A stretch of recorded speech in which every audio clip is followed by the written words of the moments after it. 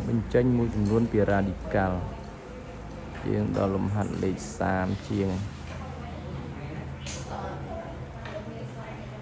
xàm pram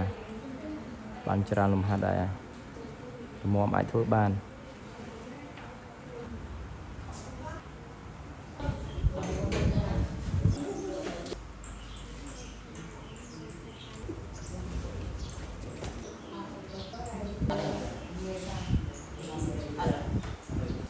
đó